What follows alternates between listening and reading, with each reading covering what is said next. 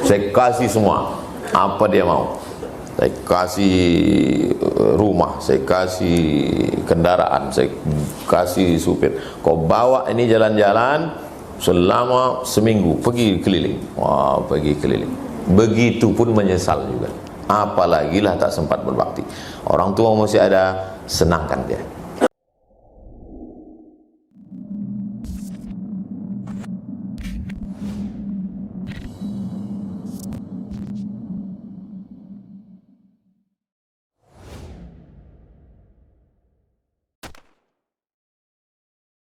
Mohon maaf jika pertanyaan di luar tema. Apa harus kita lakukan jika ada makam keluarga kita yang posisinya jauh terperosok dalam semak, ada binatang yang dapat membahayakan bagi peziarahnya seperti ular? Apakah makam tersebut boleh dipindahkan? Tak cukup syarat untuk pindah. Yang boleh dipindahkan itu darurat tingkat tinggi. Misalnya perluasan kota, makam pahlawan mau dibangun mall, maka dipindahkanlah makam ke pinggir kota. Beberapa makam terjadi perpindahan dari pusat kota di pinggir kota. Makam pahlawan biasanya karena perluasan kota. Adapun karena begini tak bisa, karena jenazah itu mulia, tak boleh dimain-mainkan. Oleh sebab itu kalau begini kasusnya, izinlah kepada warga masyarakat supaya dibuatkan jalan setapak gang, dibersihkan, kemudian keliling tanah wakaf itu dibuat bersih supaya orang bisa ziarah. Kuntu nahaitukum an ziyaratil kubur, dulu kularang kamu ziarah kubur, ala fazuruha. Sekarang ziarahlah kamu. Guna ziarah itu 3. Pertama, tudmi'ul ain, meneteskan air mata. Kenapa air mata menetes? Turiqul qulub, karena hati lembut. Kenapa hati lembut? Tazkiratan lil maut, ingat mati. Ingat mati. Nah, jadi sering-sering ziarah. Kalau bisa sebulan sekali ziarah. Kalau perlu cari rumah yang dekat kuburan. Kita ziarah. Kalau ke tempat saya, orang kalau ke tempat saya sekali ziarah 2 kali. Karena sebelum masuk ke tempat saya lewat kuburan. Mau masuk lewat kuburan, mau keluar lewat kuburan. Nah, kalau tempat saya mengucapkan salamnya, assalamualaikum ya ahlal kubur. Kubur. Yang perempuan yang suka shopping ke mall berhenti, bagus sering-sering ziarah. Ingat mati. Terakhir, saya sudah menikah. Seorang laki-laki punya anak 1, tinggal dengan ibu kandung saya. Niat saya ingin merawat ibu kandung saya, tapi kami bersama pergi pagi pulang petang. Ibu saya tinggal sendiri di rumah, selalu sedih karena kami tinggal.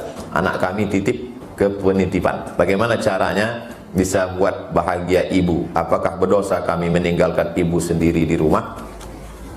Hari Ahad kan libur. Hari Ahad ibu itu dibawa ke mall.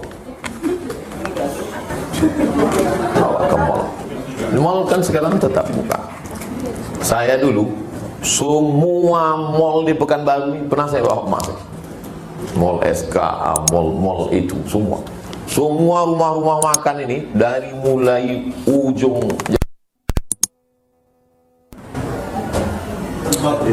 enggak, yang arah ke Lipat Kain.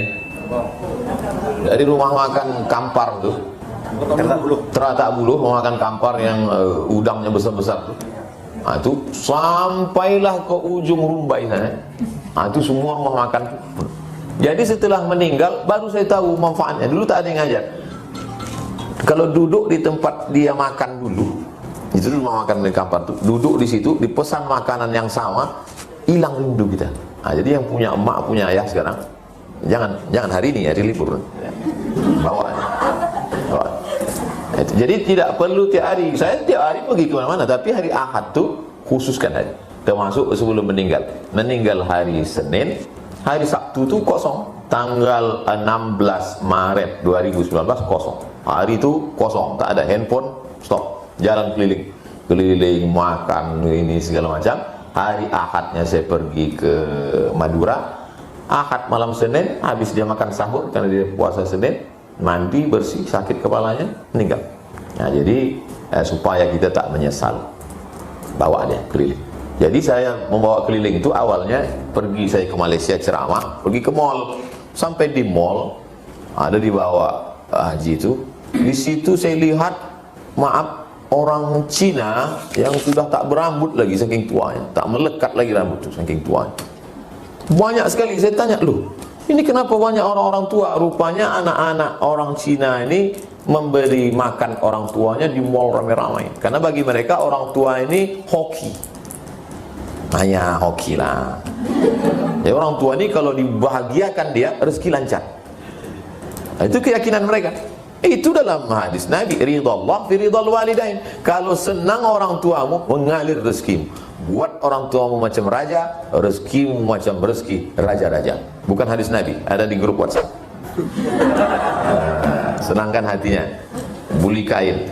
Tak pernah saya pulang sekalipun tak membawa makan.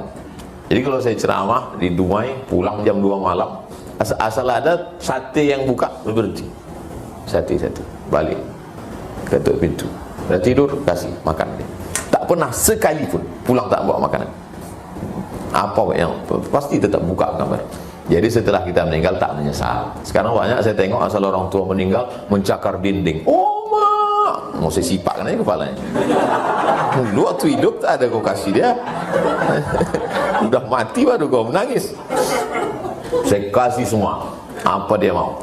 Saya kasih rumah, saya kasih kendaraan, saya kasih supir. Kau bawa ini jalan-jalan selama seminggu, pergi keliling. Wah, pergi keliling. Begitupun menyesal juga.